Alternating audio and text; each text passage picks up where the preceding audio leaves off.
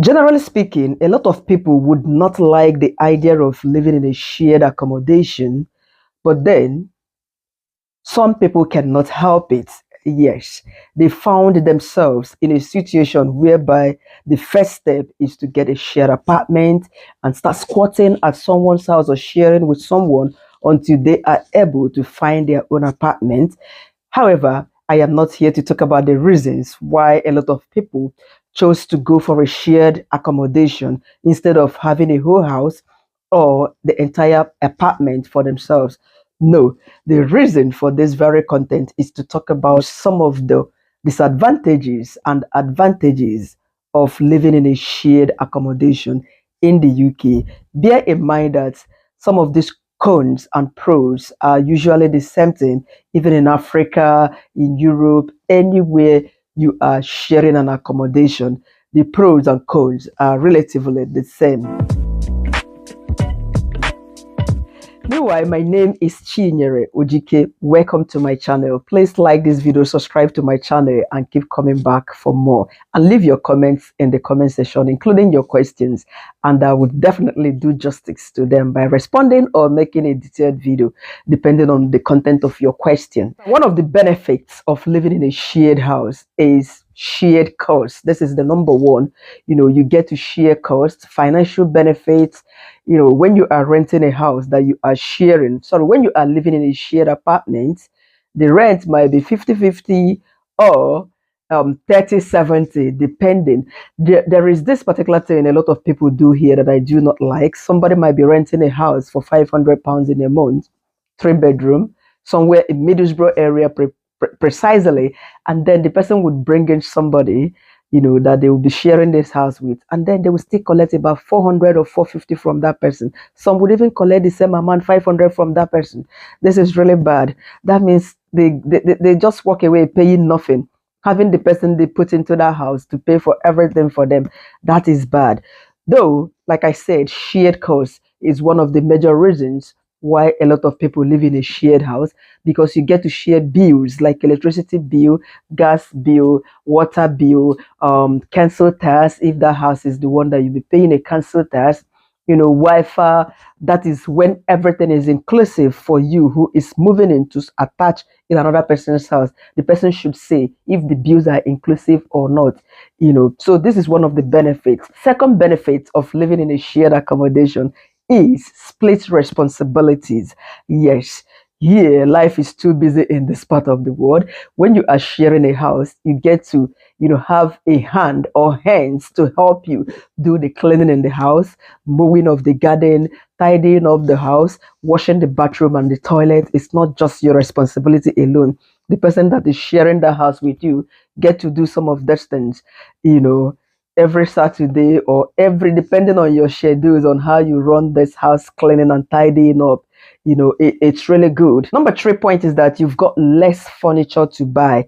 Assuming I'm living in this house, 3 bedroom, and you are moving in to start sharing one of my rooms with me, definitely the room is already furnished. You just move in with your bag, because right there, the bed, the furnitures like the cabinets that are already there for you to put your things, the hangers, the wardrobe, you are not buying anything, thereby saving costs for you. So this is another reason people choose to go for a shared apartment instead. Fourth point, there is always someone to run to or to call when you have an emergency. It is entirely different when you are living alone. You have an emergency, there is no one to run to for help. I remember living in a student's shared apartment in Bolton area. Then one of the days, one of the students there, she had an emergency. I and another flatmate of ours, Mimi Olua, we rushed this girl to the nearest private clinic on our street. She had a panic attack. On getting there, to my utmost surprise, I was really, really amazed that what caused her panic attack was a broken relationship. Yes, the boyfriend left her, so she had this panic attack. I thought it was something very, very serious. Anyway, heartbroken is something very serious, because it's things, matters of the heart. It should be taken more serious than the physical things. She slumped. You needed to see the way we rushed her to the hospital. Until I got there, when she recovered, that was when I learned what happened to her. It was a pity. Men, make una know they break women heart, I beg. All right. The number 5 point is that you get to meet people from different backgrounds, um, from different countries. You get to make friends. There, I remember I had friends from Sudan, from Eritrea. Yes, yes, I made a lot of friends because that's a two-story building. You know, students, foreigners working, all of them. I used to watch football with them in the general living room. In fact, they would always come to my room to knock. Chi, can you come over? Manchester United is playing, all of us. Oh my God, I used to enjoy football those years. So this is the sort of things you get when you are sharing an apartment with somebody. And the sixth point is that you can even fall in love with your next door neighbor. You can find love in a shared apartment. You start relating. From there, you take it to the next level. From there, I do. This is one another benefit, another fantastic benefit, but do it rightly. No urgede movement. Don't let anybody take your space by pestering you around. Okay, because next door relationship, I don't know how that would work. Oh.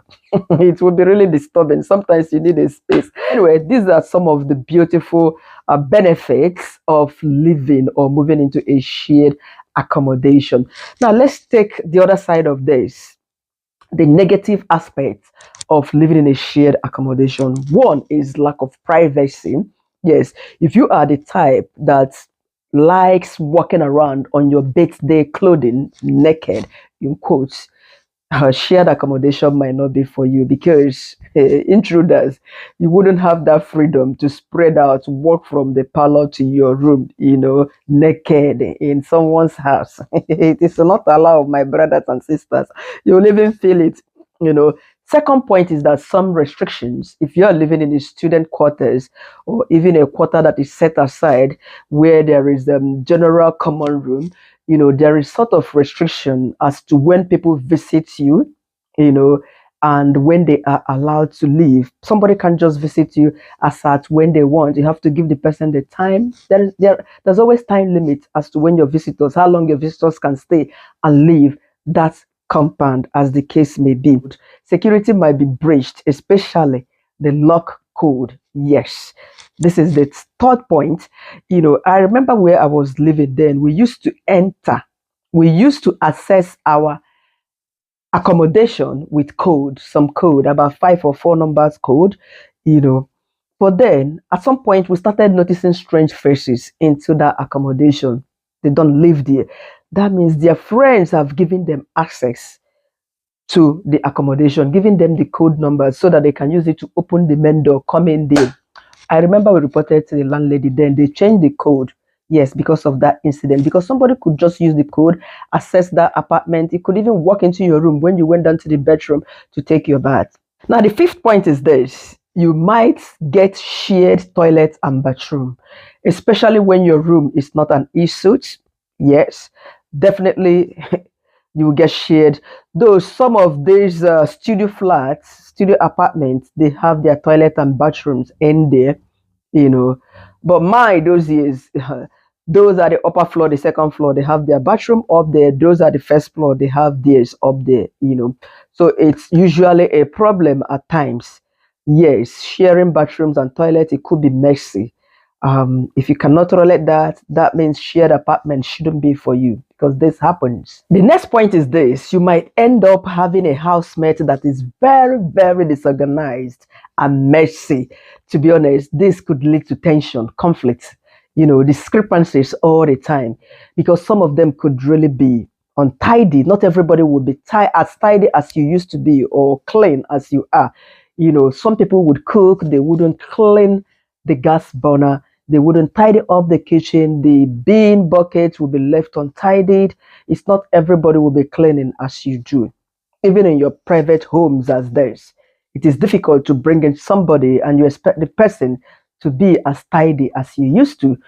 Perhaps, okay, for instance, here they empty the bin, they take out the bin every Wednesday night to be collected on Thursday morning. But sometimes I used to wrap my bin, take it out before that Thursday, especially when I put something like fish particles into my bin. I'm tying it and taking it out straight away.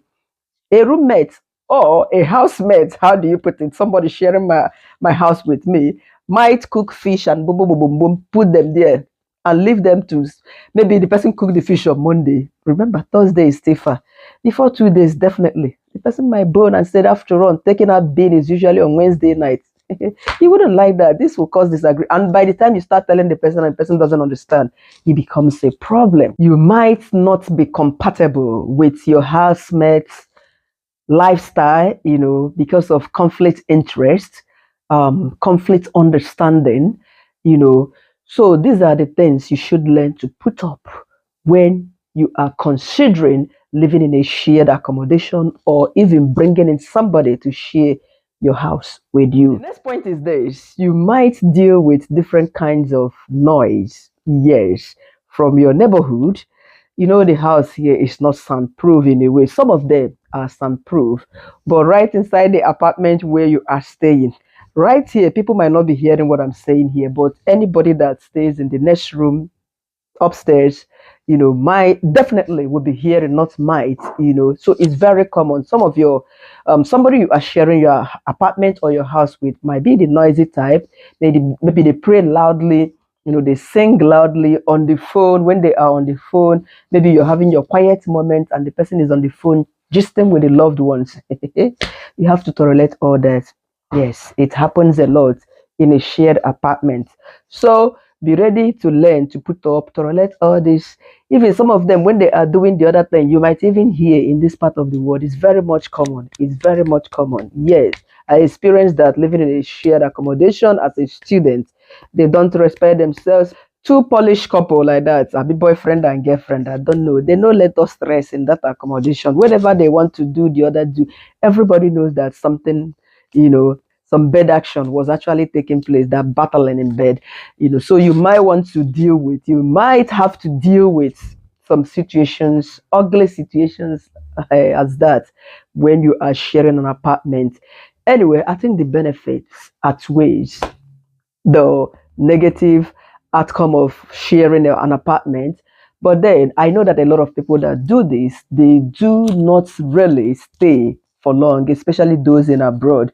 They are staying because they are new to a country.